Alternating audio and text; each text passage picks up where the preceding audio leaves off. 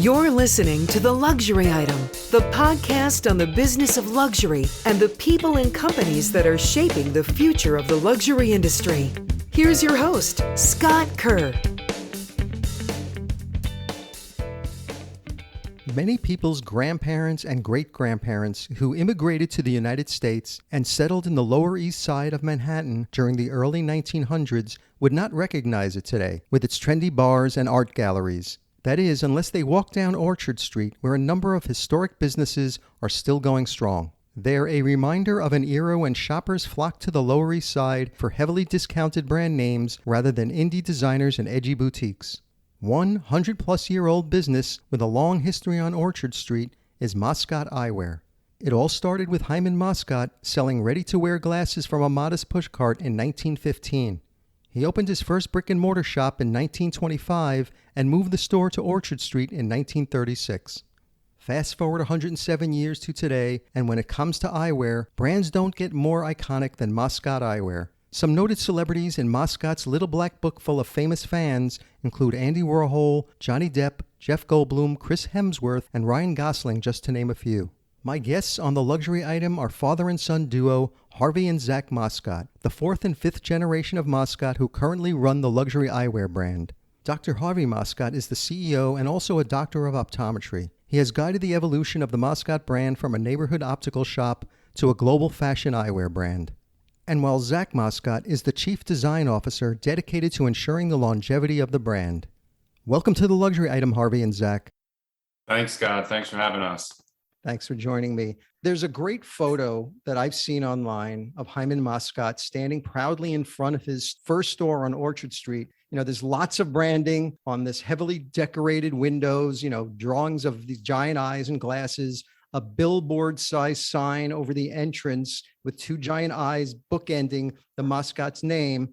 And under it, in bold lettering, it reads, oldest establishment on Rivington Street and over 16 years at this location. So it was obvious that Hyman Moscot had some kind of brand positioning strategy right from the start. How did he want to position himself and the Moscot brand to customers at the beginning?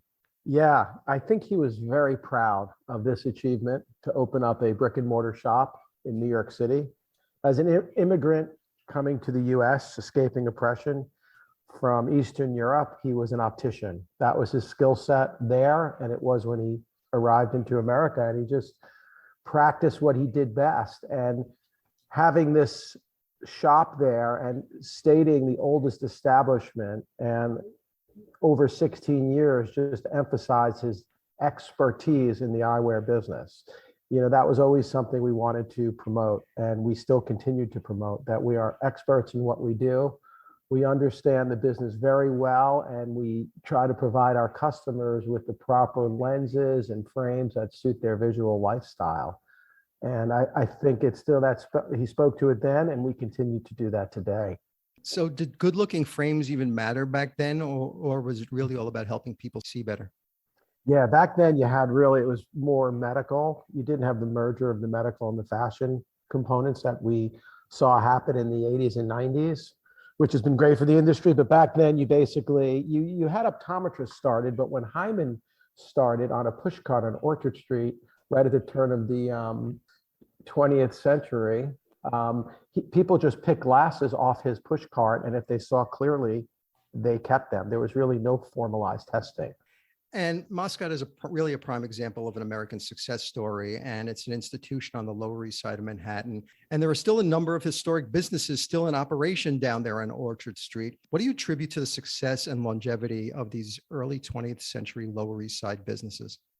There's still a little to none that are 5 generations. We know that there's second, there's third generations, but the percentages get very, very low. Zack Moscot is 5th generation.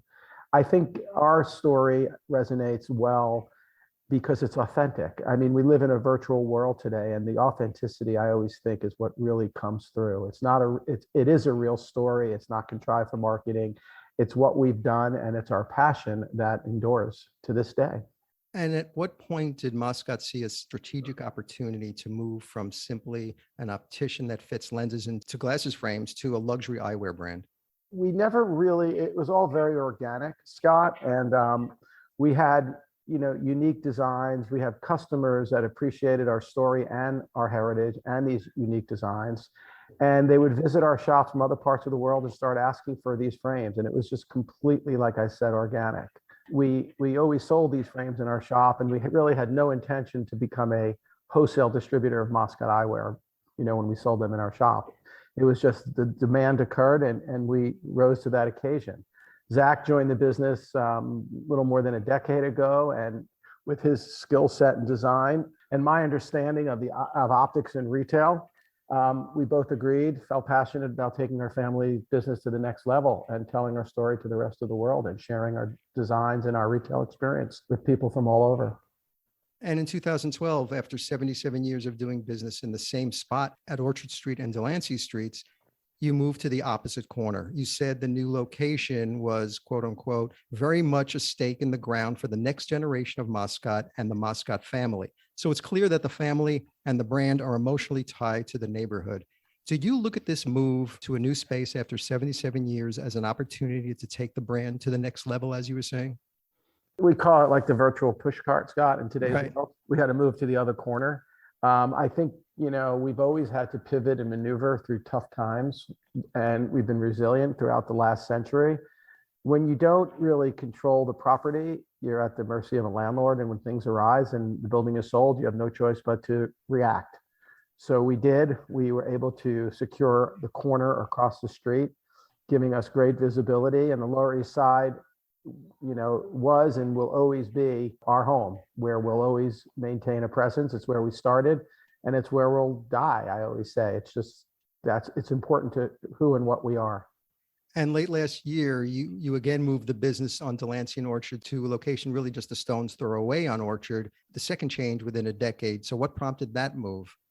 Again, there's few things you can really control, and that's, leases and landlords, basically. Yeah. And we were faced with something that was somewhat of a surprise to us. On the real estate front, we had an opportunity to finally secure our own property where we could put our stake in the ground and never have to move the pushcart once again in that neighborhood. So we took advantage of it, and we viewed the pandemic as an opportunity, like my relatives before me during difficult crises, and we were able to find some opportunities during it. And Scott, you mentioned the sign at the beginning of this interview, the sign above Hyman. You could call it ironic or fate, but that he was located, the first shop was on 94 Rivington Street, and the building that we secured where our shop is today is 94 Orchard Street. Yeah, we're around the block, same number. Wow. It was kind of meant to be. I mean, the whole story was meant to be. And today you currently have, I think, 18 stores in 12 cities globally, with a couple of new ones in the pipeline. The figures I saw from 2019 said 50% of Moscot's sales come from your European stores, with the other 50% spread between the US and the rest of the world. Is that breakout still the same? Yeah, I think one of the unique things about our business is we're pretty well diversified in terms of both channels of trade. We sell direct to consumer, wholesale. Direct to consumer, of course, includes e-commerce. And we also sell, 50% of our business is from the US and 50% is abroad. So it's a good mix. It helped us during these tough times as far as hedging and leveraging businesses in different parts of the world. And the breakout's pretty much still the same. Yes. And what percent of your business comes from optical versus sunglasses? Optical is the majority of what we do. People come and trust us with their vision, like we said earlier, as experts in the field and providing the proper advice. We focus on prescription eyewear. So I would say, and sunwear and sunglasses is certainly one of the greatest fashion accessories of today. So that's a part of it too. But I would say our mix is about 65% optical and about 35% sunglasses. And the design approach you take for the stores are really interesting. It's like a nostalgic trip back in time to Grandma Sylvia Moscot's living room, filled with tchotchkes and vintage furniture and artifacts from the family archives, tin ceilings that are a signature trait of Lower Manhattan's period architecture. What kind of in-store vibe are you hoping to give off to customers when they step in the store? Inviting. We really like our shops to feel inviting, not intimidated, comfortable, and unassuming. I mean, we never take ourselves too seriously. We always remain humble and thankful for all of our customers. And we want the environment to also make them feel comfortable. It was always the aesthetic, again, also is extremely organic. My dad was very much into antiques. It's a funny little story, and he would purchase antiques in auction and certain things were beautiful and would bring them home to my mom, and she would say, "I don't like that at all." And where do you think it ended up? It ended up in the shop. So it was this amalgam, or what we called like organized entropy, in our Moscot shops that became our physical appearance, and we've recreated it all around the world in our shops. I was just going to add, it's funny, Zach, because we never really sat in a room and said, a shop should look this way or be this way. It was kind of, I guess, what you could call the prototype for other shops is really just this collection of history and stuff that the family collected over centuries, including even custom cabinetry that now we will replicate for a new shop. But it's really just the recipe was just this organic collection over time, which is so unique. It's very interesting. And the design approach, I think you just indicated, that is the same in the European locations too. Do they react differently in Europe with the store design and the approach versus the US? I think in Europe, our shops are uniquely different from every other shop in Europe. They tend to be in many cities throughout Europe. They're kind of more clinical, bland. They try to showcase the frames and make everything kind of unassuming so that the frames pop. The Moscot environment is different, and it's so different that I think they find it enjoyable. What do you think, Zach? Yeah, I mean, we try to, wherever we go, we try to bring a little slice of downtown New York City or a piece of the Lower East Side DNA that we've been talking about. And a lot of it is that familial warmth. We're a family business, so we want that to be felt when someone walks in. And, it's the materials that we choose. It's the quirky tchotchkes that we talked about. It's the strange art or the things that my grandfather collected that give it that unique Moscot feeling. And I think a lot of people are taken back in a positive way, or they just see this, wild space. A lot of people don't even realize we're selling eyeglasses at first. Right. So, I mean, in our original shop, my father was such an art lover. We had to print Norman Rockwell, which showed the diversity of New York City. Mm-hmm. Every race and creed was in that. And it said, "Do unto others as you have others do unto you." And that's kind of been like somewhat of a, silent message behind everything we do with our customers and our employees. And it was all because of my dad's appreciation for art. These things just entered the shop. Like you said before, the key appeal lies in its New York City heritage. And do you see customers in Europe and Asia embracing the Moscot story and its heritage? Or is it just purely, the distinct designs over there? I mean, New York City is still the epicenter of the world, and it will continue to be as far as creative energies, culture. It's still revered. We go to Europe a lot, and all of the people we run into, they can't wait to come back to New York City. So I think that's still very important, and it defines who we are, especially the Lower East Side, which was always the hotbed for creatives and artists and that type of persona. So I do think that's a big part of our brand and what resonates with our customers. I think we're fortunate, though, it's the designs as well, right? Because the designs also speak to, their Americana, it's heritage New York, but people certainly appreciate the fact that we're a privately held 5-generational family business. Mm-hmm. I think there's very far and few in between, especially that remain with that nature and have been able to take their story to other parts of the world.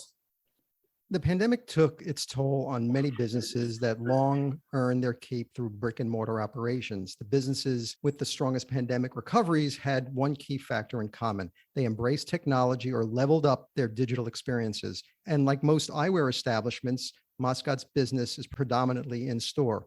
So were you prepared to pivot to a full-on digital experience for customers when the pandemic hit? We were fortunate that we were well prepared. We had replatformed and built a new e-commerce site in 2017, and that was probably our third iteration of a website. So we were ready to go, and there were a lot of factors, I think, that also supported us during the pandemic. I think one being our sector in general. We were considered an essential business in a lot of forms due to the eye care component as well. But because of our size, we're very nimble. We were able to pivot also our personnel, and we started to introduce things such as virtual appointments, where we were having our customers sign on to Zooms and we were styling them and, checking in with them. We also introduced other technologies such as our virtual try-on, so people could try on the frames online, and it was true to scale and true to fit, which was important to us, so that the optical experience was as good as it could be from a digital lens. And I feel like we were in a good position to really, be able to do different things during a very tough time. And the pandemic also forced eyewear brands to find new ways of engaging customers while they were at home. So how was Moscot reaching consumers trapped in their homes? We reach out to customers all the time. Of course, we've always been marketing, whether it was my grandfather or my great grandfather.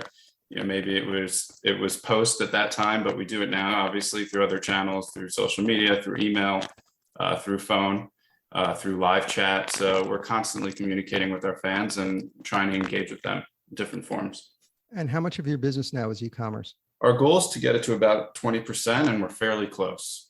So staying relevant as a well-established brand is much more difficult these days.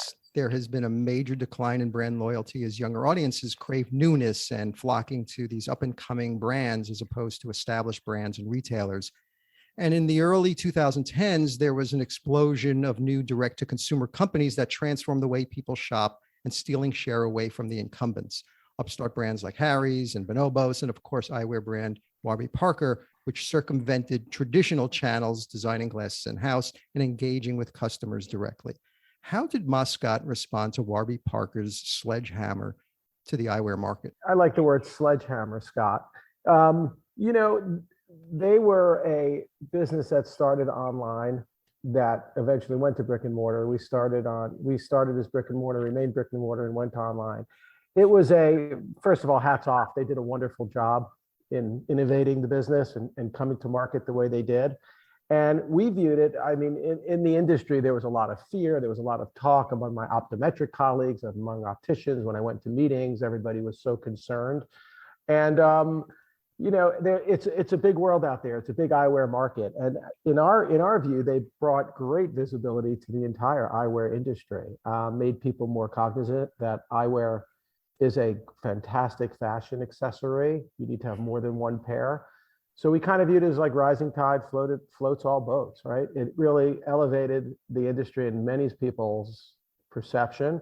And I think we benefited greatly from their push into this market. I agree. And I think we continue to, right? They're bringing awareness to eyewear. And I think something that maybe our industry was missing was having different tiers or entry points, like we would view clothing, so it was helpful. You're at different points in your careers, you're looking for a different type of product.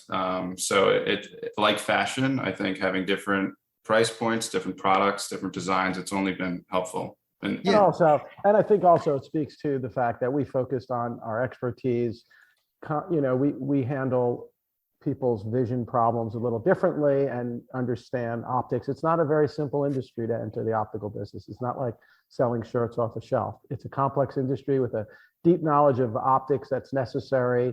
There's eye exams. There's the whole medical side integrated into the fashion side that we've been doing for a very, very long time. Also to note, Scott, we are international too. So we're in a lot of different countries and face a lot of different versions of Warby Parker. And so I think to Harvey's point, there's different challenges and pros and cons in all different countries around the world, and different laws, regulations, things like that. Many icons of pop culture over the last 100 years have reached their status with a mix of attitude and really badass pair of glasses. Woody Allen, Hunter S. Thompson, Tom Cruise in Risky Business, Walter White from Breaking Bad, and the list goes on. Andy Warhol and John Lennon often wore Moscot's Milton frames, that classic round-shaped model that was first introduced, I think, in the 30s. Why are we so obsessed with enigmatic eyewear? Harvey's famous line is, he always says, glasses are the first thing you put on in the morning and the last thing you take off.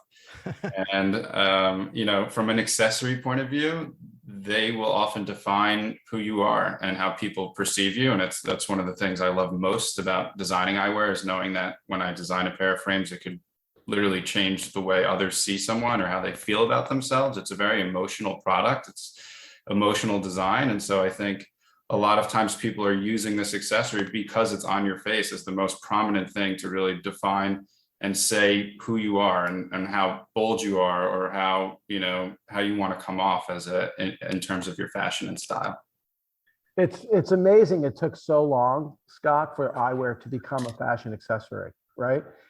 Because people focus on shoes and handbags and things, but this is not only a fashion accessory, it's a visual device. So it's such an important part of somebody's life if you're an eyeglass wearer, that having these frames speak to who and what you are really should have happened way longer. And in Europe, they kind of embraced it sooner than Americans. And Harvey, you graduated optometry school in 1986 and began working as a doctor at Moscot.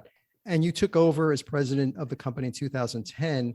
In your new role, what areas of the business did you see the opportunities for growth?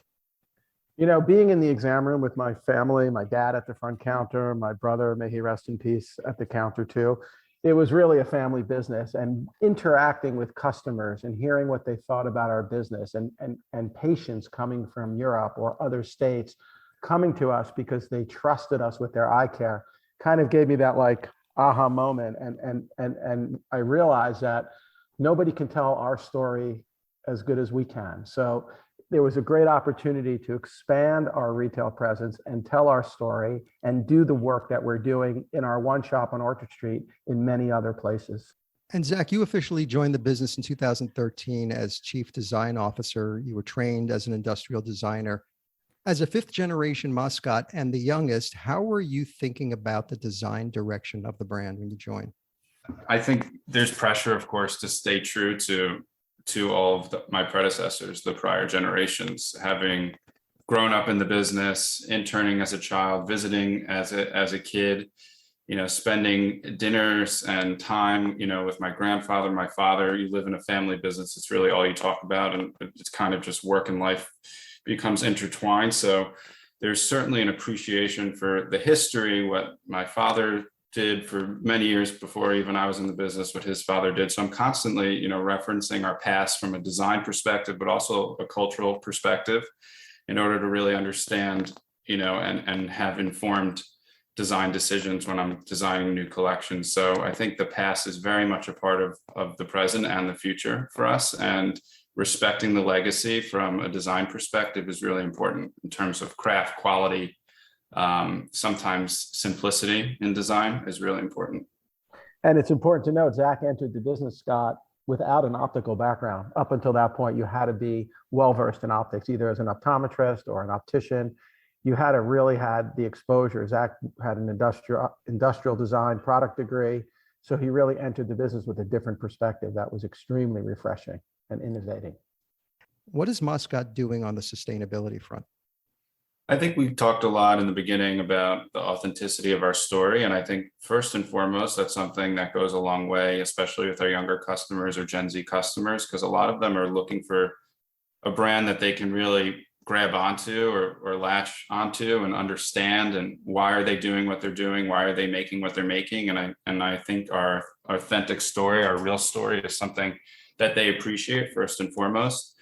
And then strictly from a sustainability point of view, of course, we're using all of the latest acetates and materials that are eco-friendly or bio-friendly, as you mentioned. But for me, it's really sustainability and design. And what I mean by that is that the quality of our frames is so great that we have customers coming in 10, 12, 15 years wearing the same frame.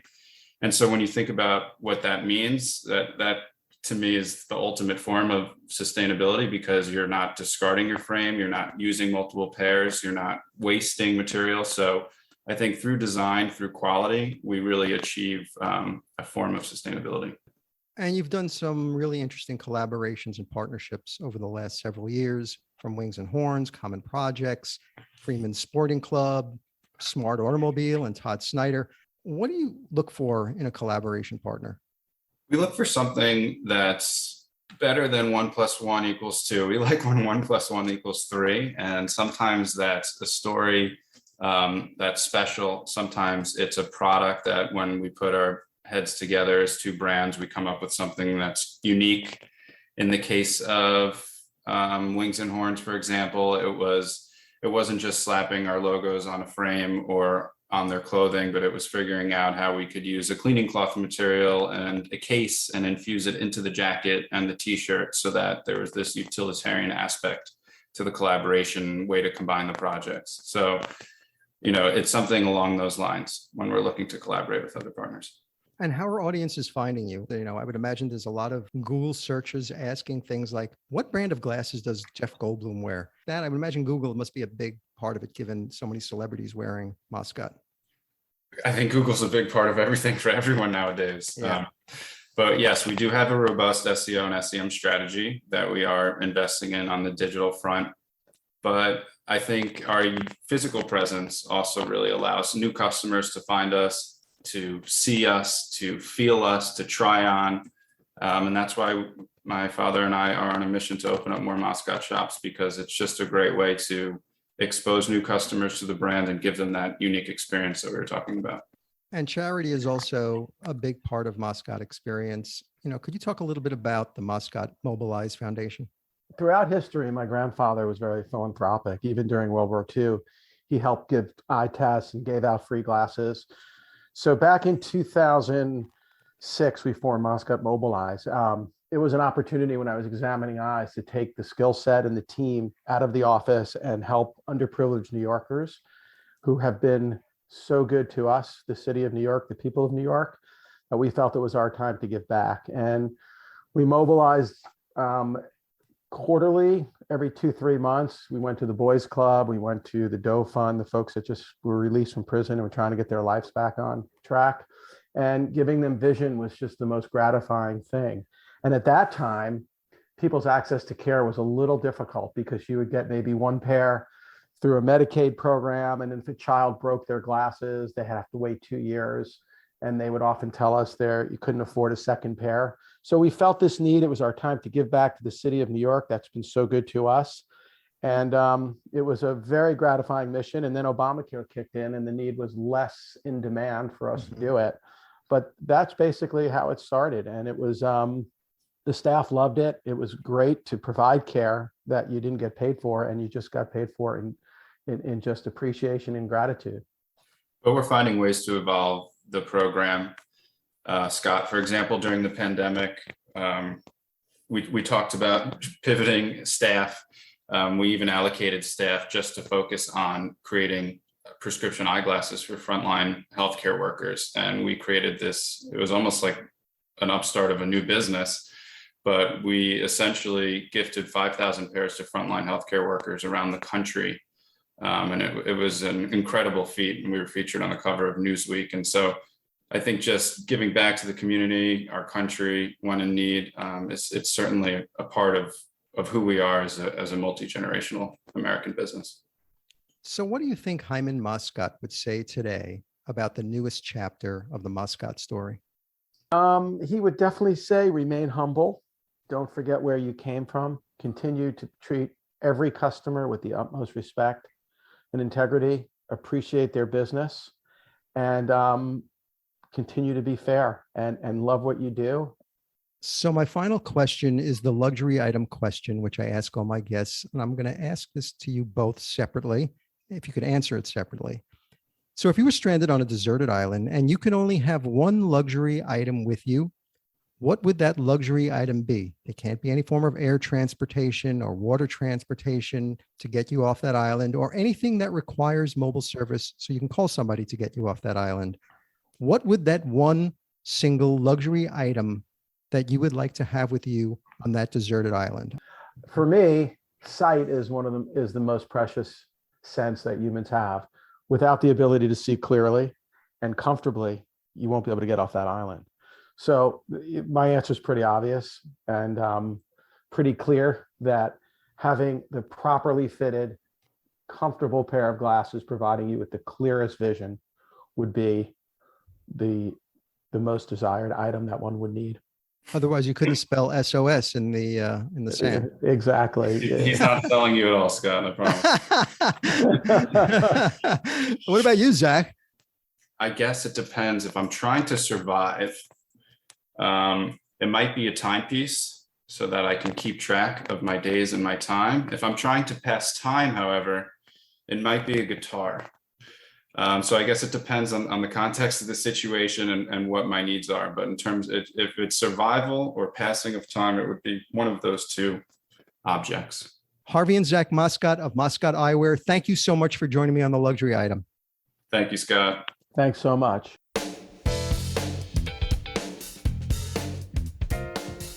That's it for this episode of the Luxury Item Podcast. Thank you so much for listening. If you found this useful and entertaining, I would be really grateful if you can share it with a friend or colleague. I would love it if you subscribe so you never miss an episode. And while you're there, be sure to rate and review us on Apple Podcasts. It really helps other listeners find us. The Luxury Item Podcast is a production of Silvertone Consulting. I'm your host, Scott Kerr. Until next time.